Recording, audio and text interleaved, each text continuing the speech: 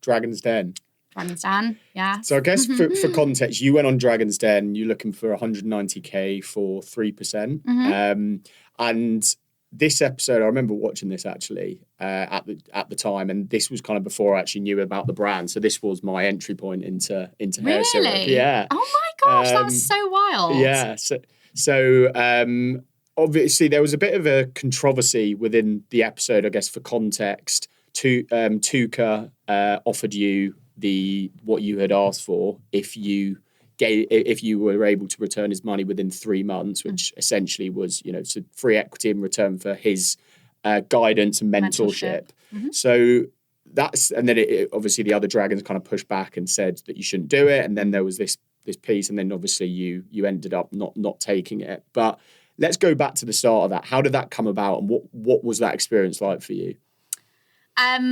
Okay. So, oh God, they approached me and I'd always said I wouldn't apply, but if it came to me, I'm one of those people, I don't like saying no to anything, especially with work, hair syrup, even if it means, I'm running off 2 hours sleep, any opportunity, I'm just like, yes, yes, yes. And they emailed me one day, I think it was maybe February or something, early 2024. They're like, we've seen your brand on TikTok and we think it'd be really good for you to come on the show and blah, blah, blah. So I was like, okay. Thought about it for a little while. A couple of people told me not to do it, but I wanted to do it. And I knew in my gut, this is the right thing. And people were like, yeah, but you don't need the money. You don't want investment. I was like, yeah, but I want a slot on the show. So the awareness. I was like, and they were like, yeah, but what are you gonna, what would happen if you actually did have an investor on board? It would change the whole business. And I was like, yeah, but I already knew before this that a lot of the deals that you see on Dragon's Den, they never come into fruition. Yeah. They have a big due diligence process and things fall through and contracts don't get signed. So I didn't feel like I was signing my life away to anything. I was like, look, everyone, just relax. Like, I'm going to go on.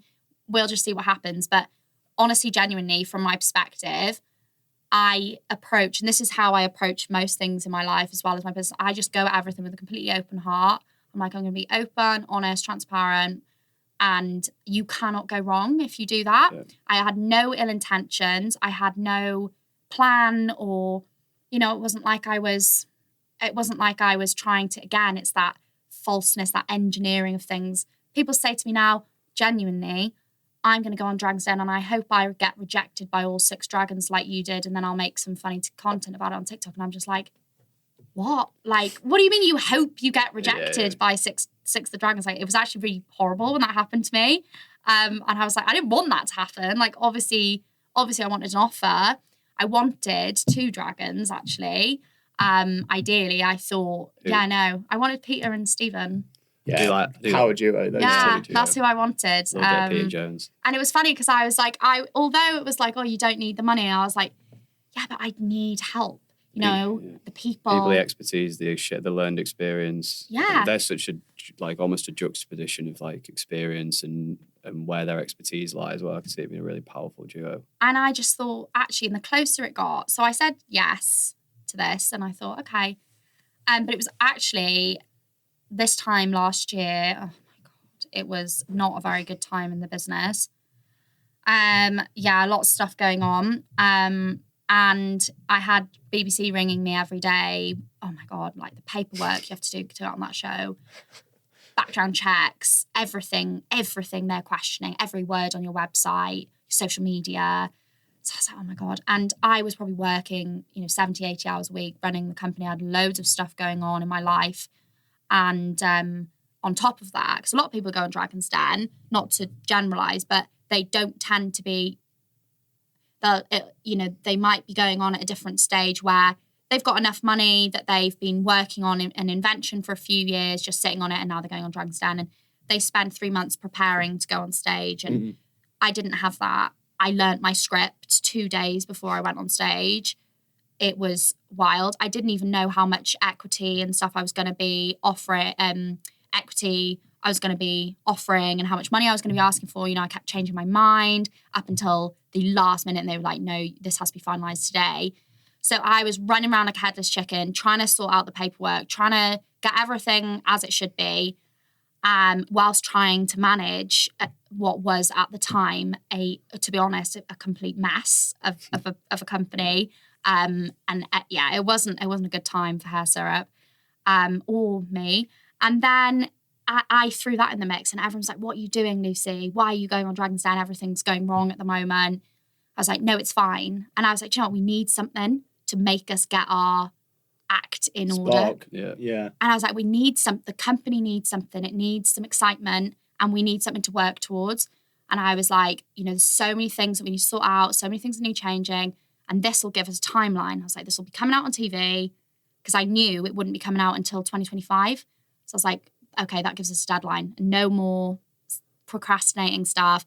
And, but yeah, everyone was like, what are you doing? Basically thought it was quite selfish that I was just waltzing off, putting us on national TV when everyone's like, we're not in a position to be going on national TV, and potentially, I was like, no, it'll be fine. What was going through your head when Tuka offered you the 3%?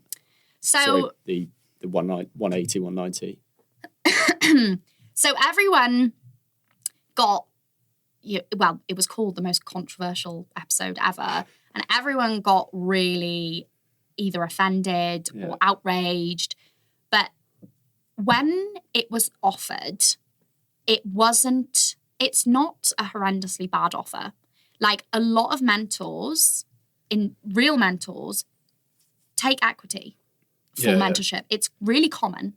Very common. Yeah. It's really common. It's just that lack of understanding of like the mechanism of business for people, I think. But people were telling me, you don't understand business. And I was like, well, no, I do. And I know that it's very normal for mentors to offer.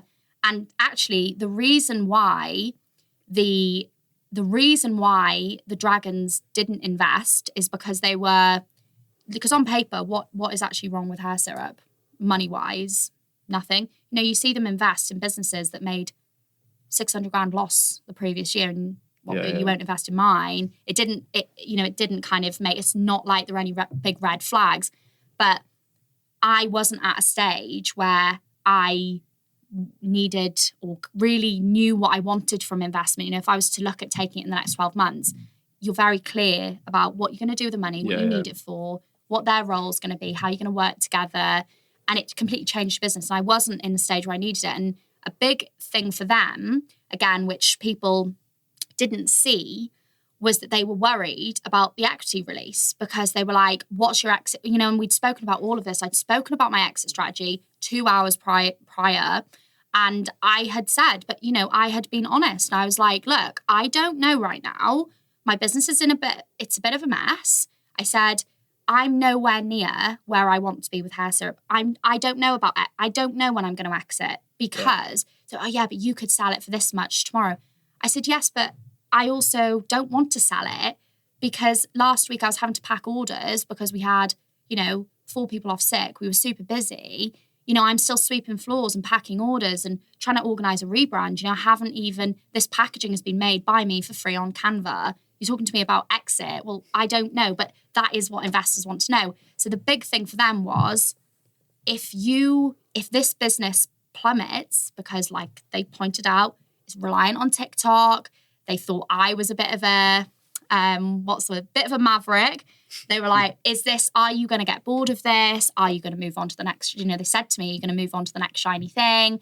Are you just going to bail on Hair Syrup? And then essentially it's a lot of money, 190 grand.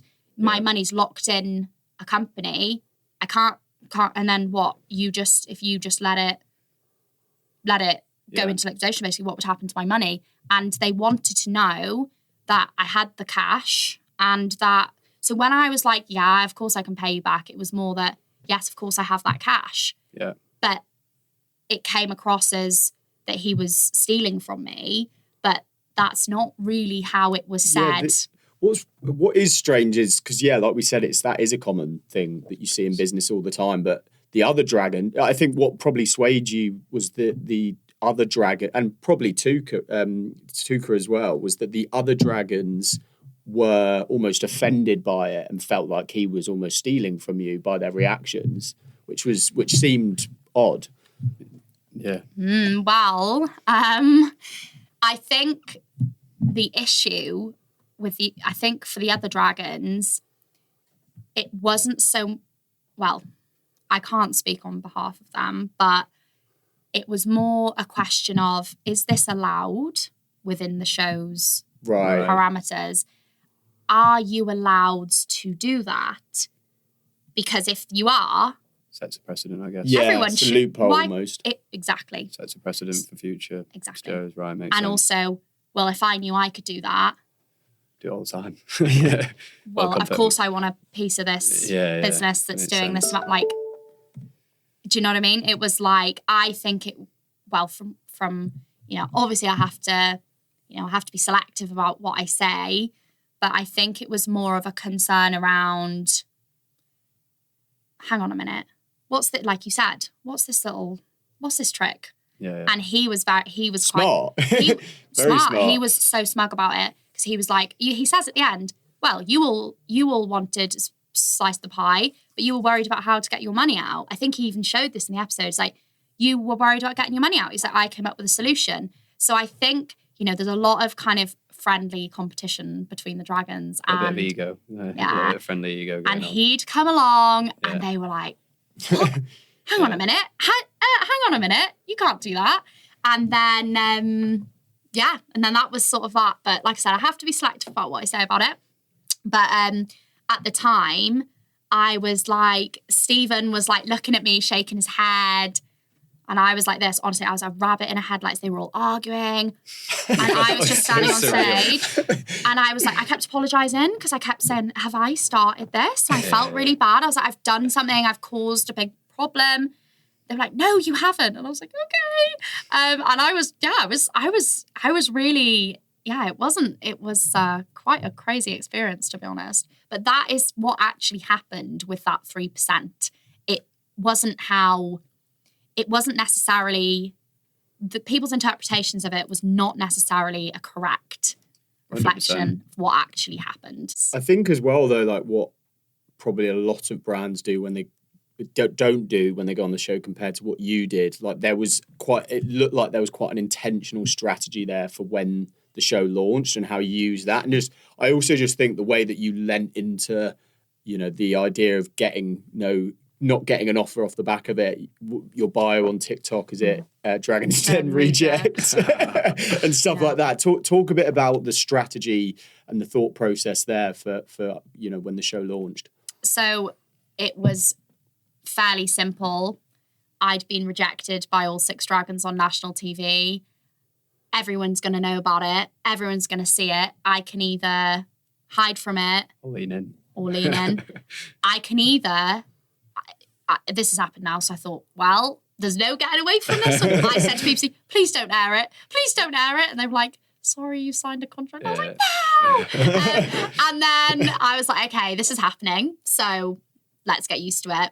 And then when Lucie and I spoke about it, when we got a launch date and stuff, and it was very much this kind of moment between the two of us where Lucie said, nah, this is going to be really funny. We can really play on this. She was like, it's really iconic, actually. You got rejected. She said, I was like, salt in the words. Has anyone else ever had 6 rejects? Because you got all 6. I said, yeah, Lucie, I know. No, like all of them. I was like, yeah. She's like, that's actually quite iconic. I said, is it? She was like, yeah. She was like, you're this viral TikTok brand. And she was like, they don't get it. They don't get us, Yeah. And we can and I was like, oh, do you know what? So I was like, yeah, actually, it is quite funny. It's like, and then we just brainstormed about it for quite a few months and we had all these drafts and BBC were like, you can't post, they were like, you can't post this, can't post that. So we had all these funny drafts and we decided that we would do a mild trolling of the dragons. I did let their PR agencies know in advance we were planning on doing that. But yeah, we gave them a kind of mild, we did this really funny video, right, where Tuka Suleiman had Sorry, this is so funny. He had made a TikTok of a day in the life, and he was like, "Oh, this is my day in the life," and he said something like, "In the morning, I eat my fruit and my yogurt, and then for lunch," and then he said something like berries, and then he said, "and then for the dinner, platter." And we'd taken that sound and voiced it over, because we had all these clips of a photo shoot we'd done where you had like hair syrup with berries and like we had like, because we did, we've got rosemary oil, so we had like a rosemary focaccia. And he said, I'll have a sandwich, some bread. So we were like cutting the bread. And honestly, it was just, and it fit so perfect. And then platter, there was like this platter of hair syrup all laid out on a brown board with all these fruit around it. And it was just so funny. And we went on their TikTok, Sarah Davies, all of them, Stephen, and we were like, oh my God, look at all these funny things. Sarah Davies like made a video about hair growth or greasy hair or something. And I was like, no, she hasn't made a video about looking for a hair growth product. I was like, no, this is too tempting. So we just went all in from all angles. Really we were like, we can joke with them. It was playful. It wasn't offensive or degrading or anything. It was playful. We laughed at ourselves the most, more than anything. We did a lot of memes, we did the Chelsea Liart. That was my personal favourite. Do you guys know Chelsea Liart? No. Oh, God. Brain rot TikTok. So she's, that was, people went mad for that one because she had this viral sound and it was, and then I did a voiceover and then I stitched myself walking off. So that was really, really good. And then what else did we? Oh, and then the next thing that came was the kind of, this was more came from our audience though, rather than from us, because we were just like, right, let's just make a joke about it. I've lost, like I'm a loser here. I haven't got any investment. I've been rejected. Let's just make a big joke about it. So we made a lot of memes, playfully toyed with the dragons. We were like, you trolled me on TV, I'll troll you on TikTok, blah, blah, blah. And then we got this comment from someone and it said, oh my gosh, I saw a few weeks ago that you'd been teased that you were going on, Dragon's Den. And she was like, oh, I was actually quite gutted. She said, because I was so happy for you when you got into Boots. And then she was like, oh, and then it felt like, oh, she's got into Boots because she went on Dragon's Den and has taken an investment from one of them. And of course, when people realised, because 2024 was a really difficult year, the first half, and then it sort of got significantly better, we had huge milestones in the later half of 2024.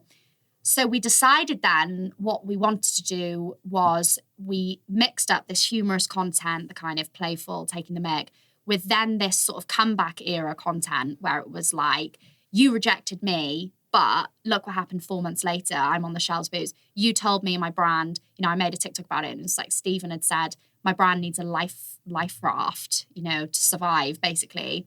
And then we sort of really leaned into the community side of things. And we were like, no, actually, we've managed to do this. We've managed to get this many orders. I've got a brand new warehouse. I launched in Boots. We've done our biggest ever Black Friday. And look at all these achievements that I've done alone. And everyone just loved it. And the community felt like, as well, they had supported that. Like every little... It's the little guy. Yeah, the little guy. Exactly. Which people love And they supporting. do. Yeah. And every little bottle of hair syrup they'd bought had gone one step closer. I think there's something to be said as well for, I'm not, not saying that they were horrible to me, but because they came across, like, people interpreted them as being not all that nice to me on the show, they had this perspective of who are these, big 6 billionaires or whatever they are, really, really rich people going in on this, no. And they rallied behind me because they wanted to see me win and they didn't want, they wanted the little guy to win, basically. Yeah. And like I said, they then realised, oh my God, that 15 quid bottle of hair oil, that poor girl, she'd just been rejected. She was going through all this and that. And has more meaning, doesn't it? It has more meaning. More meaning, more 100%. impact, which is so powerful. I think, like you say, people hate on perfection, don't they, in many ways? And I think showing that life isn't just this upward trajectory is really builds that connection with the audience, which is great.